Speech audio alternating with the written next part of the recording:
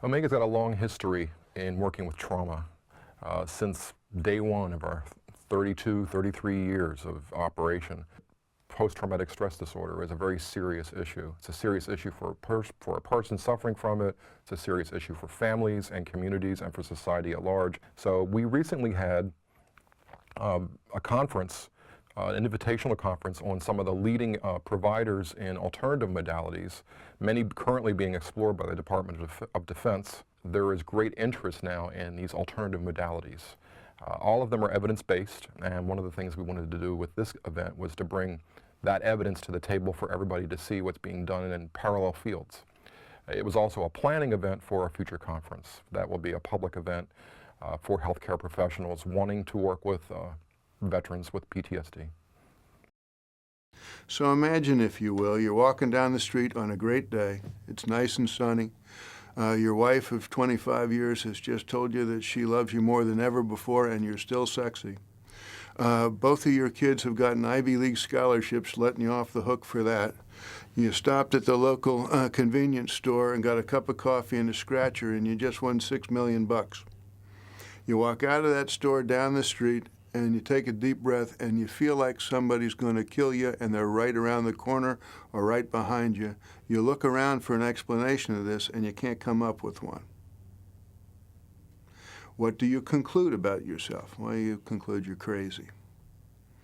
And so the job of the person with PTSD, whether from combat or rape or natural disaster, is to find a way in communication with other human beings with whom they feel safe to understand what has happened to them and to be able to have that diminish or fade enough, not go away, not as if it never happened, but to fade enough so that they can rejoin the present. PTSD is an invisible wound, but a very, very real wound of war.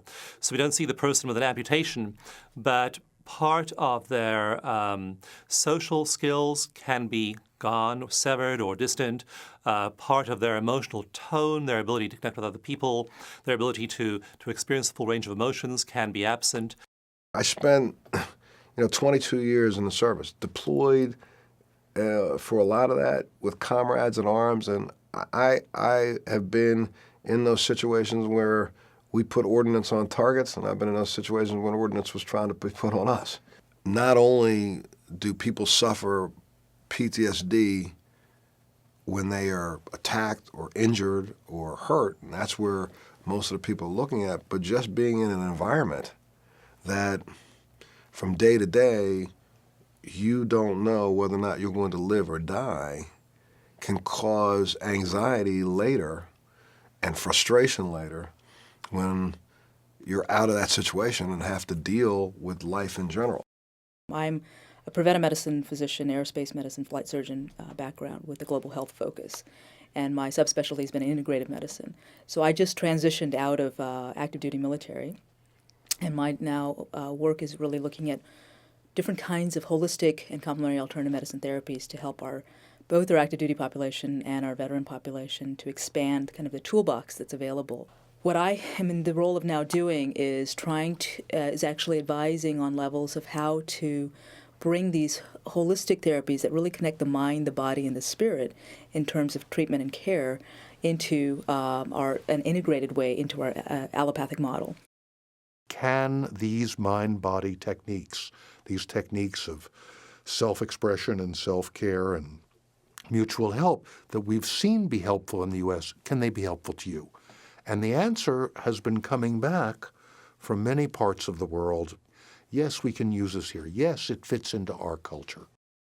What I've always found with working with these warriors is that their lives have been changed completely. They are much more open than we actually give them credit for to trying something that's going to help them. They know they need to be helped. They know that they don't want to be on pain meds for the rest of their life. So they're willing to try pretty much anything. In recent months, have become a zealot on the benefits of meditation. And it's hard for anybody who doesn't understand what that is because they get some picture in their mind of something that it isn't. But the military also has a picture in their mind of something that alternative medicine isn't. And so the sooner we can go and show them the value of things that they have not looked at yet, we'll start to bring them in the fold. One of the things that we know as healing practitioners is that when there is tremendous suffering, when the wounds are big, the silver lining in that is that there's amazing possibility of transformation. So it's actually through the wounding that transformation, deep transformation, is possible. I think the vets need us to hold them as humans and just definitely a human spirit connection, because everybody wants to be loved, they want to be appreciated. I had a guy drop by my office last week. I've known him for 22 years. I never expected him to be alive today. I hadn't been seeing him regularly for some time, but he stopped in. When he was a young man back from Vietnam and his children were infants, he would have to leave the house when they would cry at night because he couldn't tolerate the crying.